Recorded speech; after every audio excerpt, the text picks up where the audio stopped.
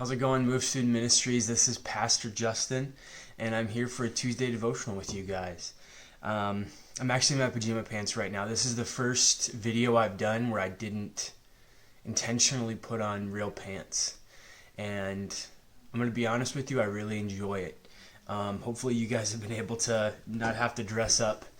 I'll tell you this before we get started. When I was in high school, I would wear pajama pants to school all the time because I had this idea that, people would take the way they look too seriously, and I was like, I'm gonna stick it to them by the way that I dress. I'm gonna show them that they're all fake and shallow by wearing nothing but pajama pants every day. I'm real, I'm genuine, I'm the real deal.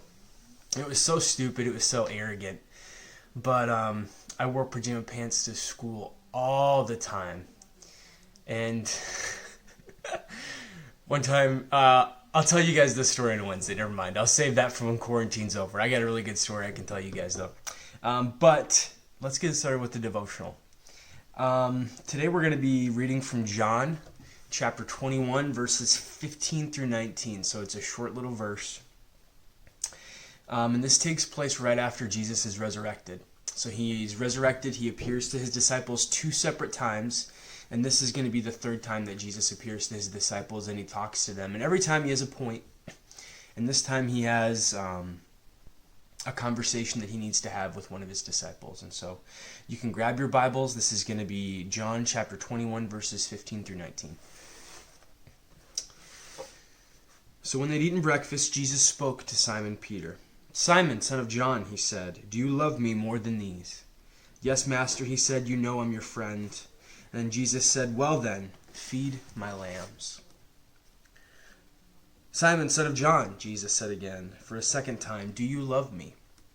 "Yes, Master," he said, "you know that I'm your friend." "Well then," Jesus said, "look after my sheep."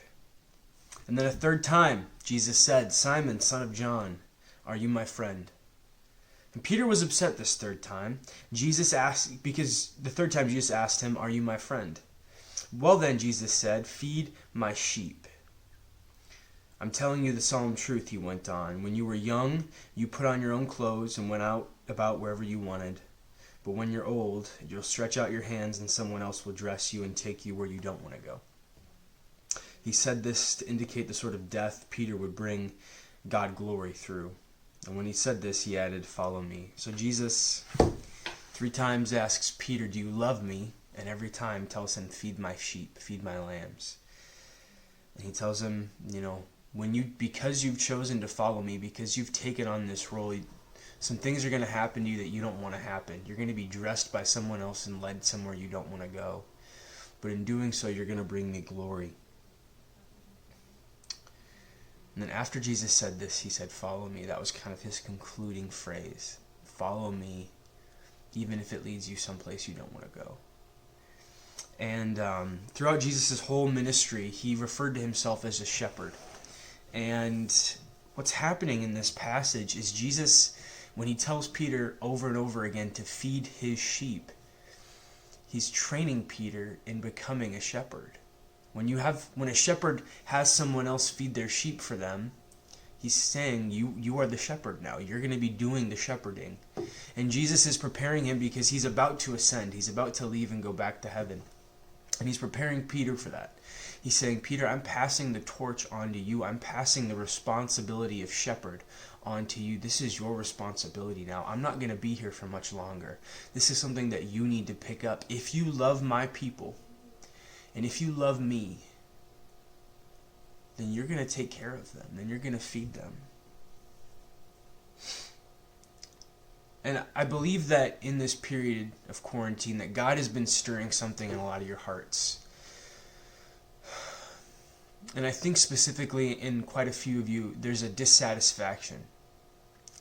There's an unhappiness with your relationship with God. There's this feeling like you're missing something, that you're doing something wrong. And I believe that's God stirring something in you.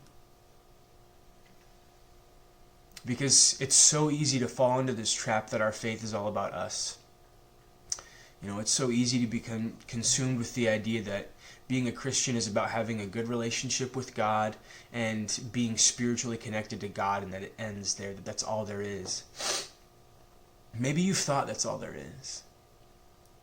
But what God is trying to do during this period of Peter's life is he's trying to convince him there's more to following me. If you love me, Peter, you're going to go and take care of my people. And I think for those of you that have had this stirring in your heart, this dissatisfaction, this frustration, this is God's way of telling you it's time for you to start feeding God's lambs. It's time for you to pick up the role of shepherd and to start taking care of people. It's time for you to stop making excuses. You're not too young. You're not too stupid. It's not about how much you know. It's about, Peter, do you love me? Student, do you love me? Then go take care of my sheep. Go take care of my people. Feed them. Nurture them. Care for them. Love them the way you love me.